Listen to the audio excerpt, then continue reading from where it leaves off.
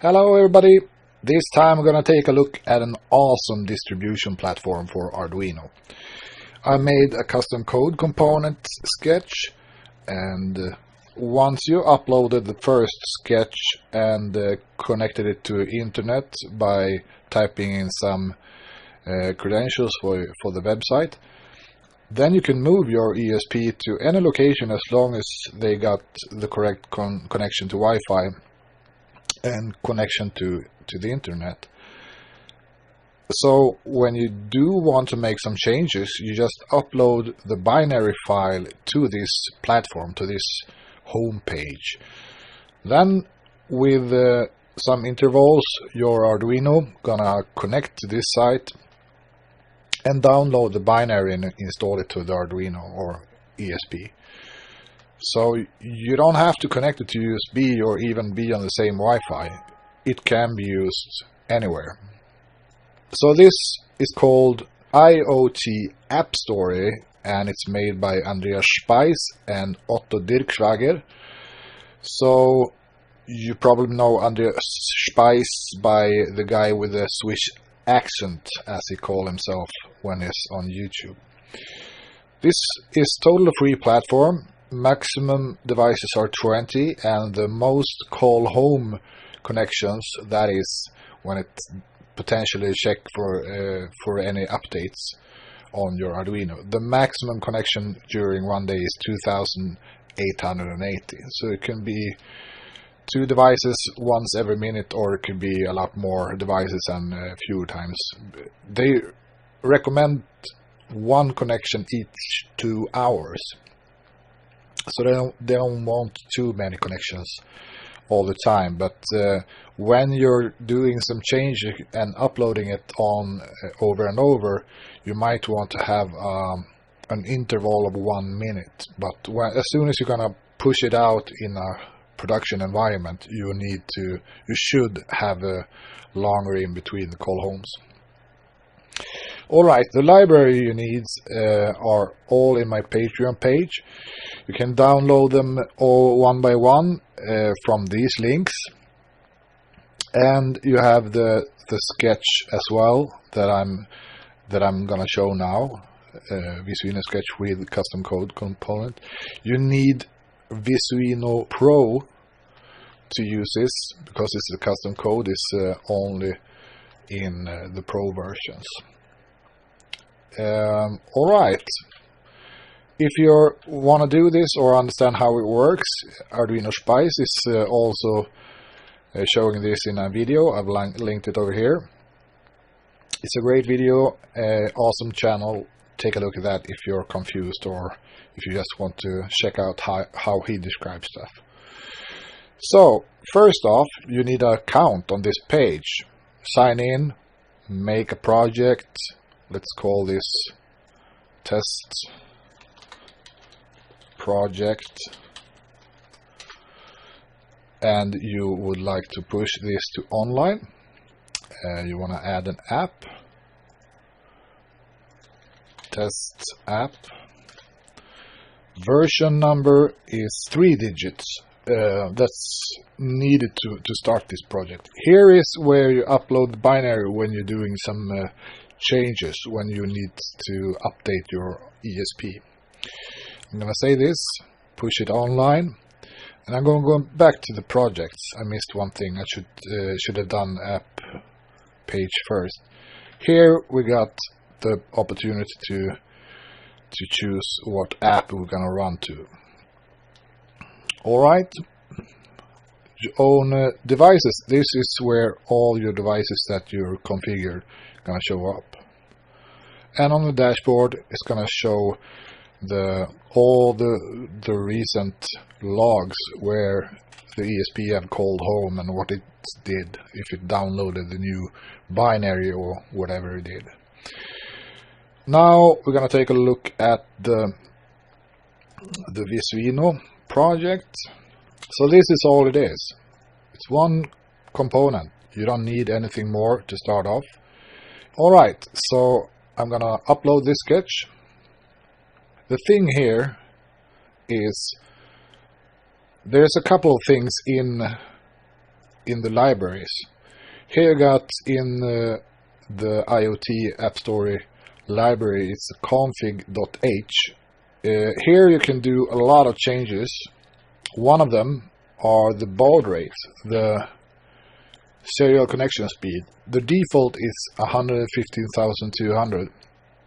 You could change this if you'd like, or if you don't, you need to think about that when you're making the project. So in that case, you need to, or should rather, change it to 115,200 over here.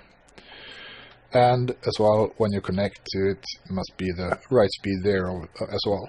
So one thing that you should know in this custom code component is that the mode button needs to be specified to the actual board you're using. This is made sketch for Wemos D1 R2, and that means that I'm using the 5th pin, or D5. This is necessary to think about how all the pull-ups or pull-downs is working. I'm not sure why, but if I choose another pin and choose internal pull-up from the Arduino, it doesn't really work. I'm not sure why. I haven't tried it in this sketch, but maybe it works, maybe not. But you should use a resistor for a pull-up. That's very important to think of. You can't use any pin here, but you have to think about that yourself. You can find all this information on the wiki.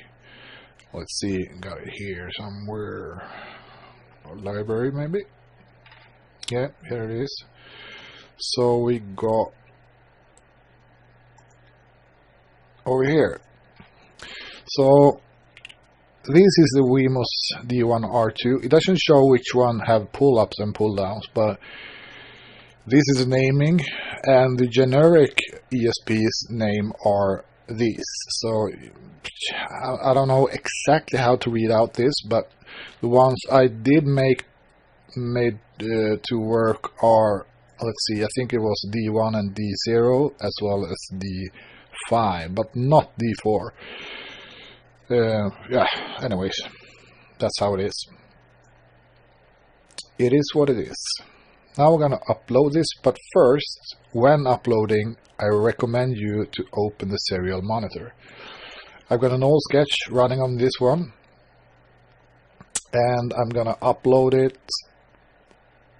I'm going to do one thing that you don't need to do. That is, I'm going to flush this sketch so it doesn't have any old credentials. If you want to do that, you can find it down here at the comment section, and I am gonna uncomment this and put an F there, so it flushes all the old EEPROM memory stuff. But you don't do that the very first time. You only do that when you really want to start over with all the recent stuff undone. Alright, everything is uploaded. Now you can see the access point information here. So it's going to start an access point. Here you got it. The access point is going to be named IoTAppStory 716, and the IP you're going to connect to is this one. You should not use a regular web browser from your computer or laptop. Alright? You should only use this on phones and similar devices. The reason for that, Andreas Spice says, it's because these browsers, the regular ones, are very demanding and it doesn't really work well. Alright, so you have the phone. Now I'm going to connect to the Wi-Fi that it just set up. The IoTAppStory, connect that one. And it doesn't have internet, of course, so it's gonna be warning about that. And then I open some settings here. Probably it's gonna working a bit different on different phones, but here I have the direct link to the to the ESP. Otherwise, you just open it manually. Alright, here I got all the Wi-Fi's nearby. I choose the one I would like the Arduino to connect to. And on this one, I don't have any password. I just press save. Now you can see in the serial terminal, sometimes it shows what IP you got on the Wi-Fi you connected the device to now, but not always. And if you reboot the ESP, it's gonna go back to the access point mode, so you can't really figure it out that way either. So only way for you to know it is by scanning the network or open the router's DHCP page and look at what recent leases have been rolled out to the devices. So now I'm going to change on my phone. I'm going to change to the other Wi-Fi. Alright, I'm going to connect to the same network. As long as they can find each other, everything's good. So I'm going to go back to the phone and I'm going to type in the IP to my device here. So this is the second time I'm going to do some changes and name the device and stuff like that. You could use this page later on as well.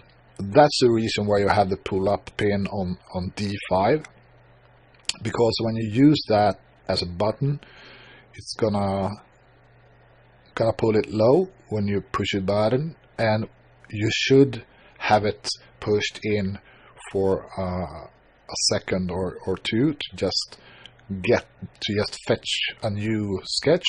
But if you have it pushed in for a second or more, it's gonna go back to this mode, so you can do some changes again. If you have it pushed in 10 seconds or more, it's gonna drop the Wi-Fi settings and go back to the access point. So I'm gonna type some names here on the device. Test, ESP, yes, ESP, test. And the board type, I have a D1 or 2. You could show all devices if you would like to do that. Press next. And I'm gonna add a project. I already made a project. Choose it over here and save. Now there's one thing more to do, or two rather. Go into Wi-Fi, and I need to set the Wi-Fi credentials one more time. You see it's down below. It says your Wi-Fi IP. So it lost the recent settings we have set when it was in access point mode. So I'm going to choose the password, SSID and password again. Press save. Yes. You might need to push this several times. Like so. It's done. Kind of. Alright. Now there's one last thing to do. If you don't do this, it's not gonna go out on internet. You need to log out the app again. If you haven't been seeing this configuration page at all, you might need to log into the page on this phone.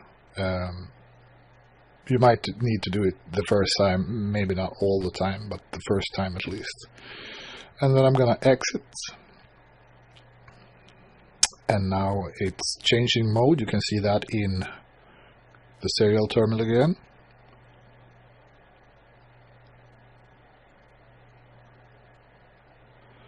And it's gone out, asked for any new versions on IoTAppStory. And if I look at the IoTAppStory, you can see the devices have left the configuration mode and went to this page and connected to its project and downloaded. If it would have been a project there, it would have downloaded the sketch. So you can see how many times it's connected during the day or the latest hour, stuff like that. All right. Now, if you would like, you could, let's say, you could turn the app off so it doesn't upload any new sketches, or have it on. If you have it on, it can do all the downloads necessary. So now I'm going to do some changes. As you saw, it doesn't do anything. It doesn't put out any values to the serial terminal anymore, but I'm just going to take some random integer values and put it out to the serial terminal, so you can see that it actually do some changes.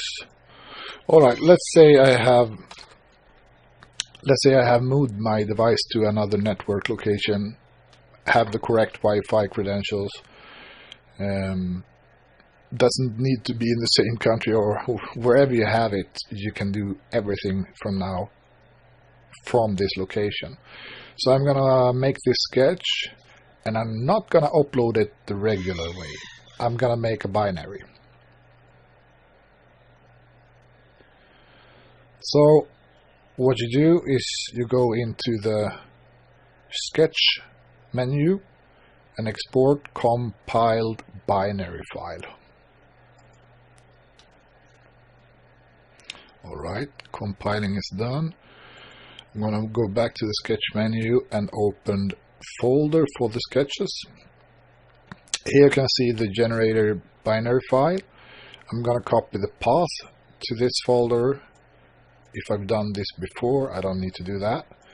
But just to show how it works, I'm going to apps and edit this app. I'm going to do a change version, upload the file. So here I'm gonna paste my path so I get in the correct folder, choose the binary. Alright, that's all I need to do. Just need to save it. So if you look at the serial terminal on this, it doesn't do anything. I'm gonna save this, and the default settings now on the ESP is that it once every minute it's gonna go to the page and download the latest binary. So you just need to wait for 1 minute right now. Okay, now you can see it's downloading and installing the latest binary from internet, not from your computer. And the serial terminal here is just for demonstration use. You don't need to have that connected at all. It's just for you to see. Alright, so now it's rebooted and it's done all the necessary installing, and now it's rebooted and show it that it connects to the web page once again. You can see now on the control panel, you can see that it's received the latest sketch. Then you got an error message that it called home too often. So you can only do one call home every minute. If you do it 2 times during 1 minute, you're gonna get this error message. It's not a problem. It's just gonna need to wait another minute till it can connect one more time. So it doesn't matter at all. Your count gonna be okay and everything. Now you can see the new sketch is actually running. So the random integer is pushing out values just the way it should. And that could be anything. That could be a relay and turning on and off motor or whatever. So this is only for demonstration use. Now there is one thing. If you now have it set to call home once every minute, you might want to change it. Okay, there's 2 ways to do this. You can set it the hard-coded way, and that is necessary if you don't have access to the device. So if you can't connect to the same Wi-Fi, you need to do it this way instead. Alright, first way, go into the component, go into the includes, And here you scroll down and set, let's see, no, sorry, my bad, it's in the on start. Let's see, here you got update interval. You just set the amount of seconds it should call home. So once every 2 minutes is 120 seconds and so on. That's one way. It's not recommended, but if you don't have access to the device, you could do it that way. The other way, the correct way, so to say, is to do the changes on the Wi-Fi. And to do that, you should need to use the button on pin 5. So now I have the resistor, pull up resistor connected, and I'm going to ground that connection. And when I do that, you're going to see a message in the serial terminal. If I use it for a very short amount of time, you're going to get this message. And that it says that it's going to connect to the IoTAppStory at one more time. You can see it's going to do another call home. It's a bit laggy, do the updates after a little while. Alright, you can see it have connected and no updates are necessary. So it's all black. So if we have it pulled down, pressed down rather, for a longer time, 4 seconds, it's gonna, as long as I have the push button down, you can see if the button is released, it will enter configuration mode. So that's when you're on the same network. You can see the IP there now, what IP it actually uses on your Wi-Fi. You couldn't see that before.